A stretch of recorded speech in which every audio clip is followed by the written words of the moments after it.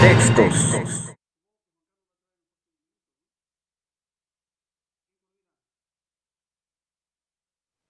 Adelante. Muy buenas noches, amigas y amigos que nos siguen por la plataforma de Ultimátum. Estamos en el programa En Contexto. En esta ocasión nos acompaña nuestra amiga, la maestra María Enriqueta Burelo. ¿Cómo estás, Queta? No te escuchas. Buenas noches, muy bien, gracias. Qué gusto saludarte, Queta. El maestro Ricardo del Muro. Hola, muy buenas noches, gusto saludarlos. ¿Cómo estás, Ricardo? ¿Todo bien? Todo bien, gracias. Y el maestro Juan Carlos Calimayor también. Muy buenas noches, Juan Carlos. Juan Carlos, buenas noches. Buenas noches, ¿ya estamos al aire? Ya estamos al aire. Esta noche vamos a platicar sobre 3 temas, básicamente, que están en los medios de comunicación y que son importantes, y que en este programa lo que vamos a hacer es desentrañarlos, darles el contexto y dar una opinión para someterlo a la consideración de todos ustedes, de todos los que nos siguen, hombres y mujeres que están atentos a este programa. Los 3 temas con los que vamos a trabajar el día de hoy es el anuncio que el propio presidente de la República hace diciendo que después de la pandemia tendremos un déficit, es decir, una pérdida de empleos de más de 1 millón de puestos. Más de 1 millón de puestos se van a perder por la pandemia, anuncio del propio presidente de la República. El segundo tema que vamos a abordar es respecto al decreto que emite el gobierno de Puebla, el gobernador Barbosa, donde bueno, pues ya lo vamos a ver, es un decreto muy interesante sobre el tema de la educación, donde toma el control de las escuelas, de las universidades, de las primarias en Puebla. Hay que desentrañarlo, hay que analizarlo. Y el tercer tema que vamos a analizar es la solicitud que han hecho algunos gobernadores del interior de la República, donde están solicitando empréstitos a falta de apoyos para atender la pandemia. En esos 3 temas vamos a rondar el día de hoy para que preparen sus propuestas, para que nos digan, amigas y amigos, qué opinan sobre esta circunstancia. Empecemos. Vamos a ver. Sabemos que la pandemia va a generar, entre otras cosas, una gran crisis económica. Lo hemos estado repitiendo aquí, todos los analistas lo dicen. Los organismos internacionales han señalado que va a ser una de las crisis más profundas en los tiempos modernos. Y ya el presidente de la República habló de la pérdida de más de 1 millón de empleos formales, que en nuestra economía es catastrófico. ¿Qué podemos decir de este tema, maestro Ricardo del Muro? Pues en general yo creo que la pérdida de empleos hay que, como bien señalas, hay que plantearlo en su contexto mundial. La Organización Internacional del Trabajo estaba planteando de que a nivel global la pérdida de empleos iba a ser como de 195 millones de empleos. Y para que nos demos una idea, tan solo en Estados Unidos, en el mes de abril, se perdieron 20.5 millones de empleos, una tasa que subió en 14.7 y la están comparando prácticamente a niveles de la época de la depresión de 1929-1930. España tiene pérdidas en estos días que ha tenido de aproximadamente 900,000 empleos, que son las cifras que maneja la prensa, pueden ser mayores. En Gran Bretaña es interesantísimo porque las solicitudes de seguro por desempleo pasaron de 856,000 en marzo a 2 millones en abril. Y en Alemania, por poner otro ejemplo, la cifra se subió a 2.644.000. En México, como bien se sabe, pues la estimación del presidente, digamos que es la más baja. La Organización Internacional del Trabajo incluso ha señalado que juntando lo que son pérdidas de empleo formales y sobre todo el gran problema de México, que es el empleo informal, podríamos estar rondando una cifra de 6.6 millones de desempleados. ¿Esto qué va a implicar? Por supuesto, mayor índice de pobreza, pero también se ha puesto el índice o se ha puesto el dedo y la advertencia sobre un hecho que es que podrían aumentar los índices de inseguridad y ya no estaríamos enfrentándonos solo al narcotráfico y crimen organizado, sino a otro tipo de delitos, ¿no? Delitos prácticamente de sobrevivencia. De sobrevivencia, así es. Ok. Queta, ¿cómo ves este tema? Más de 1 millón de empleos, dice el presidente de la República.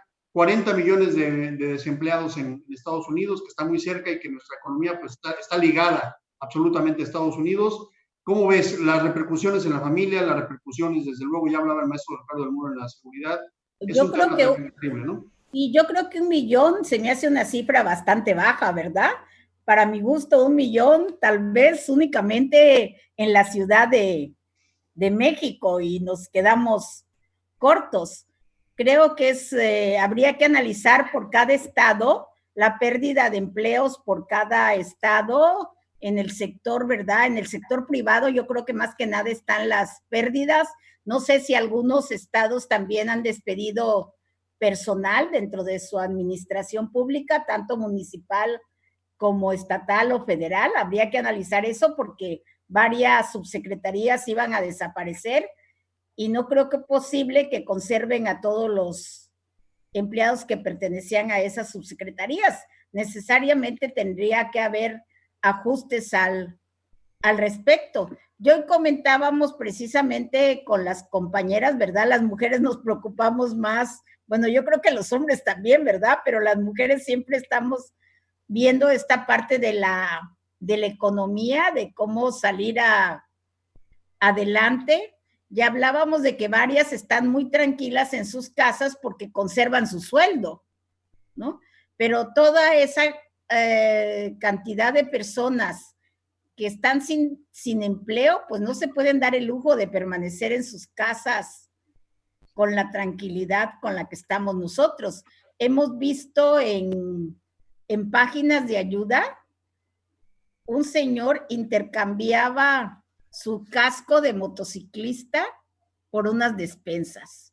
Sí, hemos también llegado, ¿no?, a esos extremos de desesperación, ¿no? Y entonces es lo de los crímenes estos, ¿verdad? Lo de los delitos, más que crímenes, los delitos por supervivencia, que es por una lata de leche, que te roban un reloj y están dispuestos hasta, pues, llegar a las últimas consecuencias, la extorsión de tarjetas de crédito, ¿verdad? Va a haber una serie de delitos que se van a incrementar si no se toman las medidas necesarias. Muy bien, ¿qué tal? ¿Cómo ves, Juan Carlos? Los delitos pueden incrementar, el problema social de tener, pues por supuesto, ya han hablado de cifras alarmantes que ubican alrededor de 12 millones de pobres más, que se sumarían a 50 millones que ya estaban bajo la línea de la pobreza, con los datos del propio INEGI. Y bueno, nuestro país está en una situación muy difícil, lo sabemos, y no hay planes económicos para atender este problema, porque no basta con anunciar la pérdida de 1 millón, sino es necesario pensar y qué se tiene que hacer para salir de ese bache. Bueno, yo lo que creo es que el presidente, como siempre, construye una realidad alternativa, ¿no? Con sus datos, porque el gran problema, digo, no nos sirve de consuelo saber que en otros países donde hay una mejor medición del desempleo, también está cayendo el empleo. Nosotros llegamos a la recesión a final del año pasado, llegamos a una situación de caída a cero de la economía y de desempleo ya registrado. La situación del sector de productivos del país, la construcción, y todos los indicadores económicos eran negativos. Luego nos vino la tormenta perfecta, el problema del petróleo y luego la pandemia, así uno tras otro. Entonces nos agarró, en mi opinión, más desprevenidos que a otros países, porque la tendencia de crecimiento en Estados Unidos era muy diferente, igual a la de Europa, a la de México, y entonces hay que partir primero de esa premisa. O sea, ya estábamos en crisis económica antes de la pandemia. En segundo lugar, el presidente anuncia hoy una lista de programas sociales en la idea de que entregar apoyos sociales es generar empleo. Y el empleo técnicamente es una contraprestación de un servicio de un trabajador hacia un empleador, con un horario, con derechos adquiridos. O sea, eso no son empleos, esos son apoyos sociales. Y el presidente, para él sí son empleos.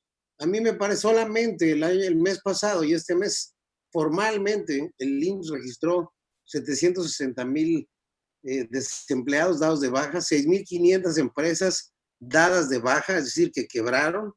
Y hasta el día de hoy, tenemos ya 2 meses, el discurso del presidente, 0 anuncios en relación a apoyos, y los apoyos que han dado no han sido buenos, que no funcionaron. El Seguro Social logró colocar solo el 30% de los créditos que iba a dar.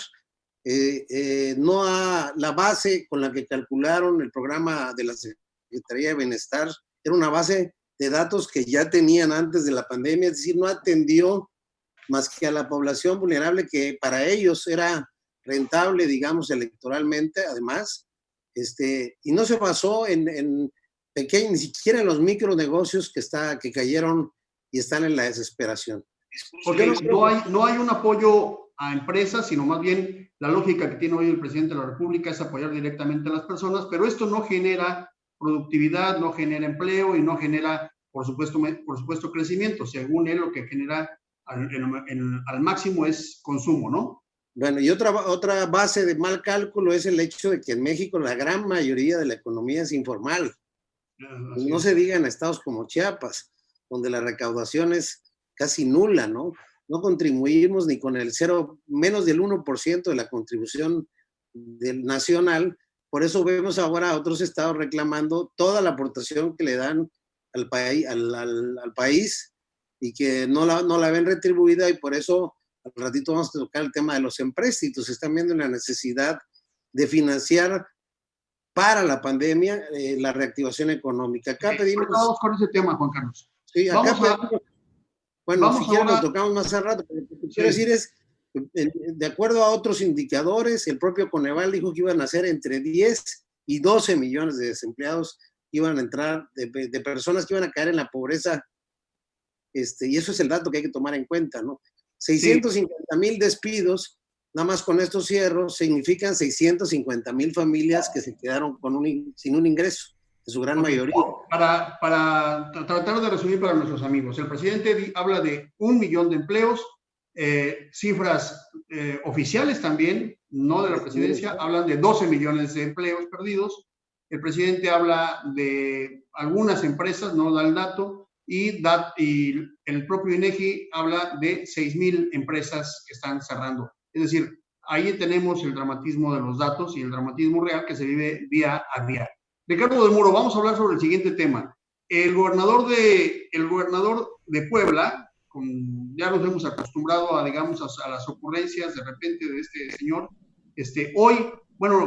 hace unos días, acaba de emitir un decreto en el cual hay una especie ahí de expropiación, control sobre las escuelas o sobre las instituciones que imparten educación privada en el estado de Puebla. Esto ha generado un revuelo en todo el país, no solamente en Puebla. ¿Qué opinas, Ricardo del Muro, sobre el tema del decreto del gobernador Barbosa? Bueno, pues Barbosa nunca se ha distinguido por ser un tipo muy inteligente en sus declaraciones, entonces yo creo que esta es otra de sus ocurrencias. Definitivamente creo que, como en muchas ocasiones cuando salen este tipo de propuestas que definitivamente son inconstitucionales y que afectan a la propiedad privada, la presión social, y que esta decisión se ha generado desde un principio, pues la va a echar creo, estoy casi seguro que la va a echar hacia atrás. Es una decisión totalmente ilógica, autoritaria, y que incluso tengo entendido que quiere incidir sin especificar hasta en el control de la cuestión de los uniformes. Y esto en Puebla, que es un estado eminentemente, aparte de la Volkswagen, es un estado eminentemente textil. Hay muchas empresas textiles que ahí viven de la fabricación de uniformes para las escuelas. Entonces yo creo que viniendo de Barbosa, en lo personal no creo que tenga mayor futuro esta iniciativa. Creo que la presión social, y no solamente en Puebla, sino a nivel nacional, la va a echar para atrás. Bueno, no estamos hablando solamente de una declaración, sino de un decreto. Un decreto que dice, para efectos prácticos, que tomará posesión o control, dice, de las escuelas privadas en el estado de Puebla. ¿Cómo lo ves? ¿Qué tal? Sí, más que expropiación, sí es como de rendición de cuentas, sí estar como muy metido en la fiscalización de ingresos, en los libros de texto que se usan en las escuelas. Él insiste que se usen los de texto gratuito. Y yo recuerdo, yo siempre estudié en escuelas privadas aquí en Tuzla y de todas maneras leíamos los textos gratuitos, que a mí sí me parece una buena idea porque en ocasiones las escuelas privadas tienen libros de textos como muy cargados a su ideología y no está de más que se lean los libros de texto gratuito. Algunas cuestiones suenan interesantes como no a la comida chatarra, ¿verdad? Pero hay otras cuestiones que se me hacen tan banales. Por ejemplo, uno de los artículos señala hasta qué nombres se deben de poner a las escuelas, que no se deben poner los nombres de las esposas, ni de funcionarios en turno, ni de representantes sindicales, hasta da una serie de exigencias de qué nombres no deben llevar las escuelas, los colores con los que deben de estar pintadas las escuelas, ¿no? Y una serie de indicaciones en ese sentido, pues que son finalmente absurdas. Hay en el fondo temas jurídicos, Juan Carlos, es decir, puede ser un tema que puede discutirse en los tribunales, si es constitucional, si es anticonstitucional lo que está haciendo Barbosa. El revuelo que ha causado va más allá de la parte jurídica, tiene que ver con la relación del propio gobierno con la iniciativa privada en materia de educación. ¿Cómo lo ves, Juan Carlos? No, yo te voy a hablar desde mi experiencia personal. Yo tengo una pequeña escuela que apenas inició el año pasado con un gran esfuerzo, con una hipoteca, y que no da una escuela, como lo han hecho muchos en Chiapas, empieza con un gran esfuerzo para que realmente llegue a dejar utilidades. Pasan 4 o 5 años, si es que antes no se ven en la necesidad de vender, porque son prácticamente para que las inicia de autosubsistencia. Entonces, y por el otro lado, pago una colegiatura donde nos hicieron de un hijo en la universidad, donde nos hicieron un descuento que no nos sirve para nada, cuando nosotros estamos cobrando muy, muy barato acá y dando una educación de calidad. Por el otro lado, también te encuentras a las escuelas que te quieren vender más caros los uniformes, que te quieren obligar a comprar con ciertas editoriales. O sea, yo lo veo desde los dos puntos de vista, desde propietario a una escuela. Padre de familia, ¿no? Y como padre de familia. Pues a mí todos esos defectos que yo observé en las escuelas donde estudiaron mis hijos, los suprimí en la práctica para no sacar ventaja adicional de las colegiaturas, como esto lo que te decía, la compra de uniformes, compra de libros con ciertas editoriales, en fin. Y tienes también cobros muy abusivos de escuelas que ya están funcionando muy bien, que podrían dar algún descuento o tener algunas consideraciones con los padres de familia. El origen del debate que provocó que Miguel Barbosa, que solamente está haciendo honor a su apellido, nada más hay que agregarle barbosadas, ¿no? Lo que está haciendo es una reacción ante un problema que se está presentando en ciertos sectores de la educación privada, no todos, donde los papás pues están viéndose las negras. O sea, parte de todos esos desempleados, parte de toda esa burocracia, pandemia, por ejemplo. Yo creo, ¿verdad? También, ¿no? Toda esa burocracia a la que le han bajado sueldos, a la que le han exprimido y que tenía ya establecido en qué gastar sus ingresos del padre, de la madre que trabaja, para darles una mejor educación.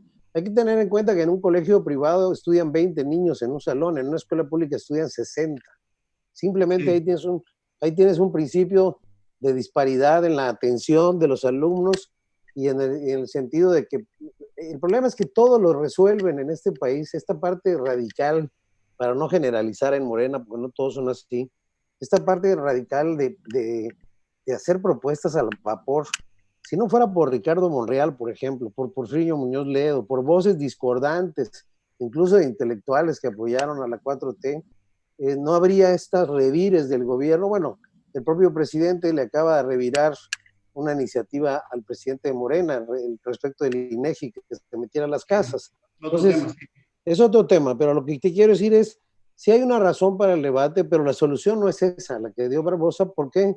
Porque estás atentando contra el derecho libre que tienen las personas de elegir dónde educar a sus hijos. Y por el otro lado, la preocupante idea de cambiar los libros de texto, como todo lo que acaba de decir ahorita Guetta es horrorizante. Solo falta que le pongan a la primaria fulana de tal Nicolás Maduro, ¿no? Sí. O la primaria Che Guevara o la primaria Fidel Castro. Solo eso falta que quieran que hagamos, ¿no? Sin embargo, Ricardo, siguiendo con este tema, las universidades privadas fueron las primeras que cerraron, el TEC de Monterrey, la Universidad del Valle de México, la Ibero, la Náhuatl, etcétera.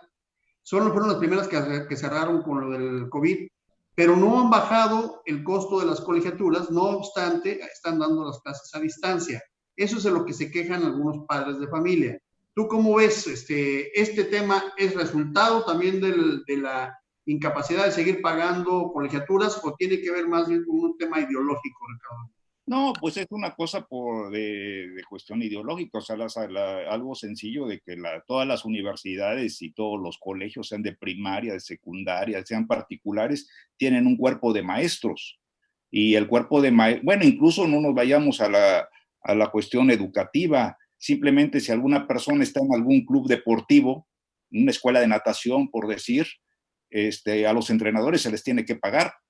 Y entonces normalmente lo que se hace es que en ocasiones se pide a los socios que ayuden a cubrir ese pago. Finalmente, cuando uno paga una educación privada, es porque uno quiere tener ciertas prebendas o tener cierto tipo de educación para sus hijos. O sea, por eso existen escuelas más relacionadas con la religión, hay escuelas israelitas, hay escuelas católicas, hay escuelas ligadas a ciertas culturas, hay el colegio alemán, está el colegio angloamericano, en fin, o sea, el padre de familia que decide meter a sus hijos a una escuela privada, pues tiene que tener dinero para pagarla. Si no, bueno, por eso el Estado lo que garantiza con la educación pública es lo que se señala, garantizar la educación para todos los niños. Pero si uno opta por la educación privada, bueno, es otro cuento. Y sí, claro que las escuelas tienen que cobrar o buscar acuerdos con los padres de familia, pues para subsistir, porque finalmente todos estamos en el barco. Pero no ¿Qué tal? Es un tema ahorita vamos con Carlos. Es un tema de lo que tendría que ver la Procuraduría del Consumidor, es decir, un tema de cuotas, o es un tema que tiene que ver con liderazgo de la Secretaría de Educación Pública. Yo creo que es un tema que tiene que ver también con liderazgo de la Secretaría de Educación Pública, ¿no? Porque lo del tema de la Profeco es un tema temporal, que ahorita vas, te quejas, se soluciona a favor o en contra, ¿verdad? Tienes que pagar o no tienes que pagar o te hacen un descuento. Pero la Secretaría de Educación ahí debería haber metido su interés, ¿verdad? Haber dialogado, haber buscado también hay un consorcio de escuelas privadas, debió de haber hablado con ellas, logrado acuerdos, porque finalmente también la pandemia ha traído consigo pues la baja de ingresos, ¿no? Ya que hay también una gran discusión en todos los chats sobre el pagar o no pagar la colegiatura, ¿no? O no pagarla completa, ¿no? Juan Carlos, ¿tenías alguna observación sobre el tema? O no pagarla completa, ¿no? Muy simple. Están todos en esa tónica, pero es una cuestión de diálogo. En lo que yo no estoy de acuerdo es que a veces las escuelas privadas, algunas, ¿verdad? Haciendo abuso de autoridad, cuando tú tienes un adeudo, no te dan un título, no te dan las últimas calificaciones para poder hacer algún trámite, ¿no? Que eso creo que es un exceso, ¿no? Ok. Juan Carlos, ¿tenías alguna observación sobre este tema? Sí, tres cosas. Primero, que no se puede condicionar la continuidad. Por ejemplo, a mí me ha pasado que no te dejan presentar a tus hijos exámenes si no estás al corriente en el pago de colegiaturas, una. La otra, hay escuelas donde sacas el promedio de alumnos que tienen y con lo que pagan 2 alumnos le pagan al maestro el salario. Y ya vemos, y me incluyo yo, escuelas que si sacas cuentas entre el número de alumnos que hay y el número de maestros, te vas a dar cuenta que la escuela no tiene ninguna utilidad. Entonces, en el caso nuestro, logramos consensuar con maestros y padres de familia un acuerdo para que todos entendieran que lo que tiene que sobrevivir es la escuela, porque les está dando una buena educación, están contentos con ella, ¿no? Y que de lo que ellos pagan no hay utilidad, sino que se va directo al sueldo de maestros y a mantener la calidad educativa. Y una última situación, otro reto que pasó, y es que, por ejemplo, habemos escuelas que estamos dando hasta 5 horas de clase diarias en línea, con las dificultades de las herramientas, unos por teléfono, otros por WhatsApp, otros por Zoom, como estamos nosotros, otros por computadora, que no hay en todas las escuelas públicas del país, por ejemplo, donde no hay ni internet, y que tampoco las escuelas privadas, hay escuelas privadas que están dando 1 hora de curso, ¿no? Y con eso quieren que van a cumplir. Es decir, están rezagando educativamente a sus alumnos. El gran reto de la educación, tanto pública como privada, con esto cierro, que a pesar de las circunstancias, los alumnos no se retrasen en su formación y puedan terminar su año satisfactoriamente. Seguramente vamos a continuar con este tema en el futuro porque va a dar mucho que hablar. Hay que pensar solamente, para poner en contexto, que en el caso de Puebla es un centro que tradicionalmente ha sido un lugar donde hay mucha atracción de alumnos. Por eso se encuentra ahí la UDLA, la Universidad de las Américas de Puebla, la Ibero de Puebla, la Universidad de Anáhuac, se encuentra, por supuesto, la Universidad Popular de Puebla. Hay muchas universidades y hay muchos colegios de muy buen nivel en Puebla y por lo tanto sí hay un público estudiantil muy numeroso, es decir, no se trata de cualquier entidad. Puebla tiene esa característica, sí, como lo tiene Monterrey, como lo tiene Guadalajara y Mérida. Digamos que además de la Ciudad de México son las 4 ciudades como centros educativos del país. Vamos a seguir con ese tema seguramente, amigas y amigos, en el futuro, porque yo creo que esto va a dar mucho de qué hablar. Y como ven ustedes, pues no hay una posición estricta de rechazo y tampoco una posición estricta para avalar lo que está haciendo Barbosa en Puebla. Hay que seguir analizándolo en todo su contexto. Vamos a hablar ahora sobre el tercer tema, y tú lo planteaste, Juan Carlos, y me gustaría que empezaras sobre el tema de los empréstitos, o sea, los préstamos que están haciendo los gobernadores para poder enfrentar el tema de la pandemia y todo lo que esto implica. Seamos muy breves, tenemos poco tiempo. Mira, muy breve, 2 minutos. Guanajuato tiene un fondo, ya lo he mencionado acá en el programa, que se llama Fondo Guanajuato, son créditos de 500,000 pesos, ya existían y los mantienen ahora con el mínimo de requisitos, no tienes que ir al corriente en el pago de impuestos, en el pago de esto, del pago. Tú llegas, lo solicitas, acreditas que tienes una empresa y te lo dan inmediatamente y pagas un interés, una tasa del 6%. Pero no es suficiente para la pandemia. ¿Qué hicieron los gobernadores de varios estados? Le dijeron a la federación, haga un programa de apoyo a las pymes, porque estados como Jalisco, Nuevo León, Yucatán, que generan una gran cantidad de empleos, se van a caer y va a haber un problema social. A falta de respuesta, Jalisco recurrió a un empréstito de 6,000 millones de pesos y yo me enteré porque hubo una diputada de Morena que votó a favor del empréstito y la lincharon en redes sociales de traidora, ¿no? Y en Yucatán, el dirigente nacional del PRI, por 4 diputados que votaron a favor de la iniciativa para autorizar el empréstito, ahora los va a expulsar. O sea, no se ponen en el lugar de lo que están enfrentando los gobernadores localmente y votaron en contra. El estado de Puebla pedía de Yucatán pedía 1,700 millones de pesos. Nada más para cerrar con broche de oro. En Chiapas hemos pedido empréstitos superiores a los 15,000, 20,000 millones de pesos y no había pandemia y no había nada de esto. Y hemos tenido Fondem, tenemos remesas, Yucatán no tiene remesas, y tenemos muchos recursos en la federación y no nos damos abasto. Estos estados que generan empleo, pues están financieramente calificados para poder pagar sus deudas y sortear la pandemia. Muy bien. ¿Cómo ves, Ricardo del Muro? Se trata de 10 estados. Son 10 estados que están haciendo lo mismo, que están buscando paliar, digamos, enfrentar la crisis, no solamente la sanitaria, sino la económica, con préstamos. La variación, ya hablaba Juan Carlos, van desde los 6,500 que dice Jalisco hasta los 10,000 que está pidiendo Tamaulipas, y Yucatán está pidiendo un poco menos, 2,000 millones, pero políticamente ha desatado una confrontación. Es decir, no se ve como un tema financiero, sino como un tema político. ¿Qué opinas, Ricardo del Muro? Bueno, yo creo que lo que está ocurriendo en los últimos años está dando ahora sí, más allá del papel, un nuevo federalismo. De hecho, la figura presidencial desde Vicente Fox, y posiblemente podemos atrasarla hasta Zedillo, se debilitó mucho y se empezó a resquebrajar el centralismo del pasado. Y actualmente creo que cada gobernador ya está agarrando otra vez un papel que debemos de acostumbrarnos a que cada gobernador responda a los intereses de su propia entidad. Por supuesto, siempre queda el fantasma, desgraciadamente, de todo ese siglo XIX en donde hubo enfrentamientos entre el presidente y los gobernadores, que espero yo que ahora en la nueva realidad pues no se vuelvan a repetir.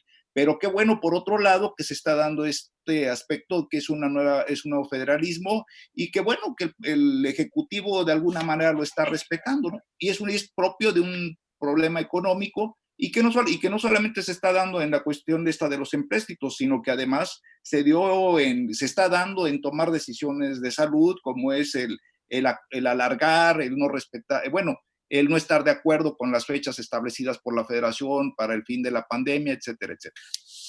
¿Qué tal? ¿Los está respetando o está dejando que cada quien resuelva las cosas como mejor le parezca y eso significa casi abandonarlos? Sí, yo creo que hay un poco de abandono, ¿no? En el sentido de que debería haber habido un diálogo a través de la CONAGO, ¿verdad? Y sí hablar del respeto de las decisiones, porque cada estado tiene diferentes características.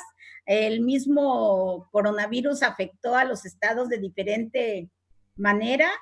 Y entonces hubieron estados con mucho liderazgo de parte de los gobernadores que desde el primer día de la pandemia pusieron las reglas muy claras para el trabajo, ¿no? Y entonces creo que si el presidente es inteligente en el sentido de reabrir el diálogo con los gobernadores, no se va a pelear con ellos, ¿verdad? Tendrá que establecer un diálogo y la CONAGO se me hace el mejor instrumento, ha funcionado para otras cosas y ahí se podrían dirimir diferencias y no hacer ataques o, por ejemplo, determinados gobernadores o bajarles su presupuesto o dificultarles el acceso a determinadas acciones, ¿no? Porque finalmente, pues, a pesar de ser de un federalismo, vivimos en un centralismo, ¿no? Sí. Siempre hemos vivido en un centralismo. Yo si me dejas 10 segundos, nada más. Permíteme, Juan Carlos, es un federalismo, como dice Ricardo del Muro, es un abandono, como propone, o más bien hace una hipótesis queta, o estamos ante la presencia de una imposibilidad de diálogo, Juan Carlos. Para terminar, tenemos solamente 4 minutos. Hay una ruptura completa de diálogo con los gobernadores, con la iniciativa privada, rásquense con las uñas, y es lo que intentaron hacer y en algunos casos están pudiendo y en otros no. Yo creo que tenemos al presidente que ha impulsado como nunca en la historia el consumismo. No sé si están de acuerdo. Con su mismo pantalón, con sus mismos zapatos, con su misma camisa. Eso es lo que está promoviendo este presidente. Eso es a lo que hay que acostumbrarse a partir de ahora. Muy bien. Cerramos, Ricardo. Federalismo, dices tú. Abandono, dice Queta. Rompimiento, dice Juan Carlos. ¿Qué vamos a ver en los próximos meses respecto a este tema de los empréstitos, Ricardo? No, pues yo creo que ahorita hay definitivamente un equilibrio de poder. Estamos algo que no, o sea, si uno tiene tantita memoria y sobre todo la gente ya de cierta edad, se acuerda que hay muchas actitudes que en el pasado no ocurrían. Ahorita hay una libertad, en el pasado si un gobernador se atrevía a disentir del Ejecutivo, de inmediato era cesado o le armaban ahí una revuelta interna. Ahorita esto no está ocurriendo y yo creo que hasta ahorita muchos conflictos se han resuelto pacíficamente y creo que así va a seguir. O sea, creo que sí se está fortaleciendo el federalismo por la necesidad del país. Es parte de la democracia. Voy a mandar unos libros le voy a mandar unos libros. Yo creo que sí debe de... mucho de plano. Yo creo que sí debe de abrir su diálogo. ¿Mande? Es parte de la democracia esta nueva visión del federalismo, de la separación y digamos que de alguna manera dejar que cada gobernador haga las cosas. Bueno, a mí me encantaría que realmente hubiera un federalismo real, ¿verdad? Era la gran discusión en los gobiernos del PRI, ¿verdad? Que no se llevaba a cabo un federalismo, que a pesar de haber un federalismo seguía habiendo un centralismo para muchas cosas, ¿no? Y hay muchos casos, como dice Ricardo, de Biebri y una serie de gobernadores, ¿verdad? Que pasaron a la historia precisamente por haber tenido problemas con el presidente. Y yo creo que ahora es la oportunidad que tiene el presidente López Obrador de que realmente funcione este federalismo, que además le serviría a él para que los gobernadores tomaran sus propias decisiones y sirvieran de coadyuvantes para resolver situaciones como lo de la pandemia, las crisis económicas, que desde cada estado tomaran sus propias iniciativas. Por eso fue también lo de la cuestión de la educación, ¿no? Que la educación, ¿te acuerdas que había una oficina de la federalizada? Bueno, que todavía existe, pero que se pasó a los estados para que en los estados se resolvieran los problemas educativos y no fueran a pararse al Zócalo, ¿no? Muy bien, pues estamos cerrando, es parte de la discusión, tener distintas hipótesis, distintas propuestas. A todas nuestras amigas y amigos que nos han seguido, les agradecemos la distinción, les agradecemos su opinión y su saludo. Los invitamos a que estén con nosotros en los próximos días, vamos a continuar en estas discusiones. Hay muchos temas que analizar. Muy buenas noches a todos ustedes, muy buenas noches, ¿qué tal? Muy buenas noches, Ricardo. Buenas noches, Juan Carlos, el maestro Gilberto también no nos pudo acompañar hoy. Muy buenas noches donde quiera que se encuentre y muy buenas noches a todos ustedes. Estamos en Contextos del diario Ultimátum. Nos vemos mañana alrededor de las 8:35 para seguir discutiendo nuestra realidad nacional. Muy buenas noches. Buenas noches.